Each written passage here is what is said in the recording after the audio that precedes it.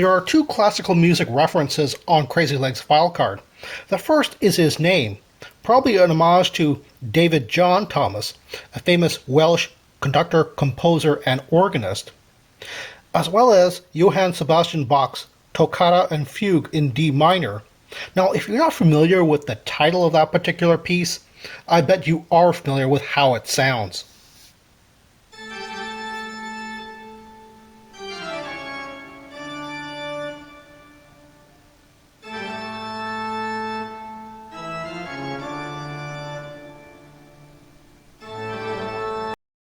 Oh, not again.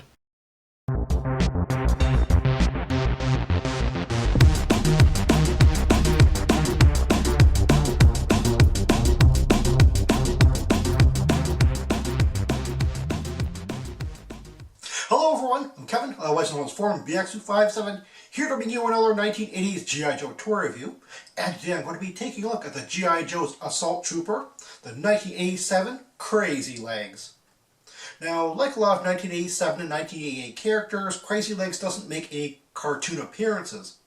But he makes his first comic book appearance in the Ulmova comic run of G.I. Joe in issue number 69. Unfortunately, there is a little bit of a tragic fate for his comic book character, but I'll get into that a bit later. Crazylegs is one of those very good action figures which a lot of collectors really don't like, and you'll see why in just a moment. But first we'll take a look at Crazylegs' accessories, starting with his primary weapon, with the contents list on the card calls an EM4 assault rifle. And this gun is actually pretty famous among the early G.I. Joe action figures as having the very first folding stock. Unfortunately, the stock isn't really well kept in there by that very tiny C-clip, and as you can see, it pops off very easily. Now, one thing for sure is, when you take a look at this gun, some of you may recognize it instantly. And in fact, I'm not really sure why the Hasbro copywriters decided to call it an EM4 in the first place, because I think we all know what that gun actually is. Now, it looks like the Hasbro sculptors have tweaked the design a little bit so it's not copyright infringing, and have added a rather modern scope to what is basically a World War II M1A1 paratrooper carbine. Now, if you're wondering why I have Crazylegs in an action pose already, it's because if I stand him up straight, well, that's kind of impossible with his second accessory, his parachute backpack. See, the thing is that I don't really know if this is how the figure would have looked back in the day, because all the old pictures of Crazylegs I've seen kind of has him in an action pose already. So I'm not sure if he was ever able to stand up straight, or whether the plastic, the sort of rubbery plastic, has shrunken on mine over the years. Quite frankly, I haven't seen anybody's who is elastic enough for the straps to sort of, I guess, be staggered so that his legs can be together and he can stand up straight, but he just sort of can't anymore. Now, it's still a rather fascinating way of looping around the figure like this. There are some instructions to that point. Quite frankly, I don't have his parachute pack done up like this at all, normally, because I usually do have him kind of sitting up straight, and I kind of don't want him in that free fall pose. Just take it off altogether so you can take a look at it.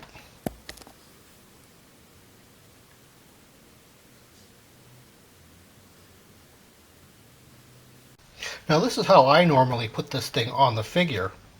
It's not quite as elegant as how the original way is supposed to be, but it still looks good, and it doesn't strain the figure. It also leaves quite a bit of room for the figure's waist, so it's not obstructed at all. Okay, and now to address the elephant in the room, and the reason why a lot of collectors really don't like this figure. For an assault trooper, this guy is wearing a lot of red, and that light gray only serves to emphasize and contrast that red even more. I have to say that if you take a look at the previous assault trooper, the 1983 Airborne, the helicopter assault trooper, you can see this guy is quite a bit more subdued, even though they have quite a lot in common, such as the tan parachute pack, a helmet with goggles, a collapsible buttstock on the assault rifle. This one obviously doesn't collapse because of how old it is. Then he has like straps around his waist, and a lot of little padding here and there. But you do kind of wonder why this guy is just so bright. And I don't really get it. I don't really have an excuse for that. Not for him to be an assault trooper anyway, which is really not how I display him. Because I found his red color to be absolutely perfect for one specific thing. And that is to be Lifeline's assistant. Now, when you think of Lifeline being a rescue trooper and jumping out of a helicopter, why not have him with an assistant, a sort of a backup, or a guy who goes in first to clear the area?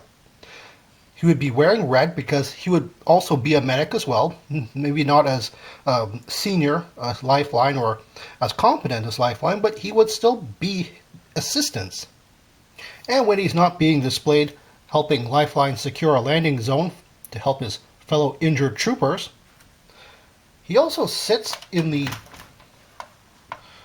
cockpit of the Tomahawk because he actually kind of looks good with Lifeline there.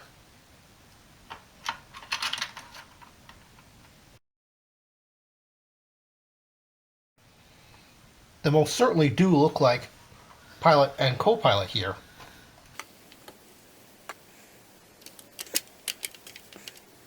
While it may seem like a very odd choice to have your assault trooper in a very bright color, you have to understand that in 1987, Crazylegs here wasn't the only figure to be done with a lot of red on him. Yeah, 1987 was a bright and colorful year, not only just for the bad guys, but for the good guys as well. And I think one of the reasons why they had so much red is because it's such a bright, eye-catching color. And 1987 was also a year that I believe that Hasbro was trying to entice a new generation of buyers, younger buyers. And this is what would attract them.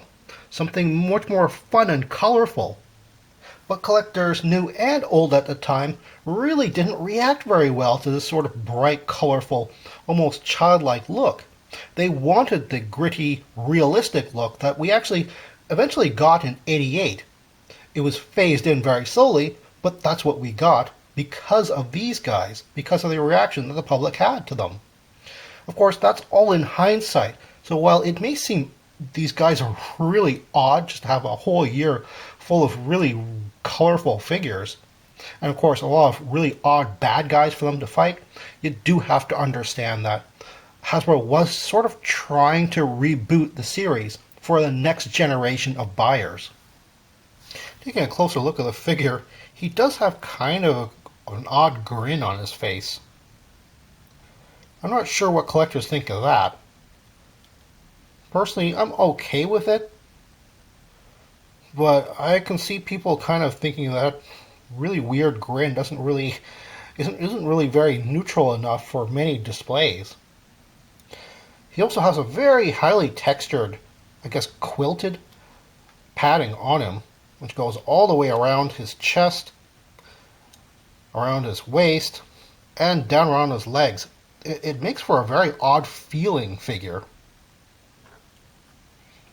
Now, speaking of his legs, you'll notice that, well, it's actually kind of hard to notice, but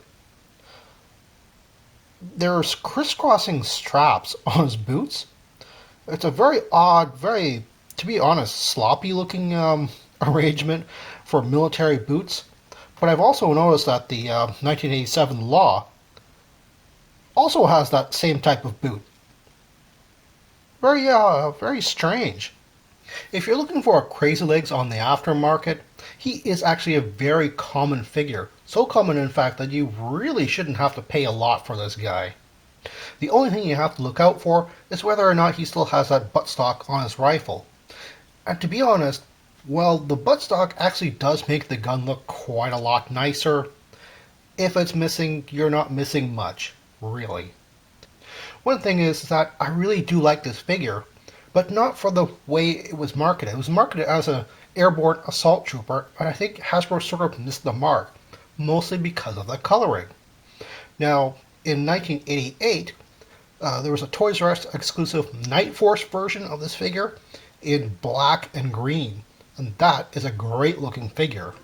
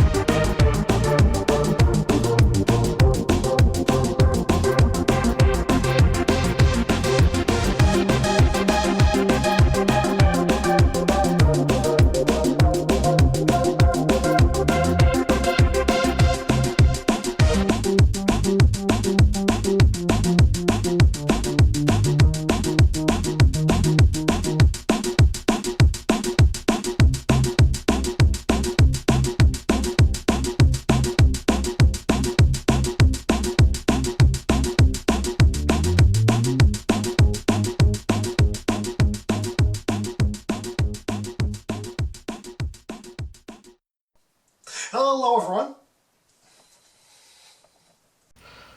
Hard to display, the other. Supposed to be a kind of a turning point. Hello, focus. There we go.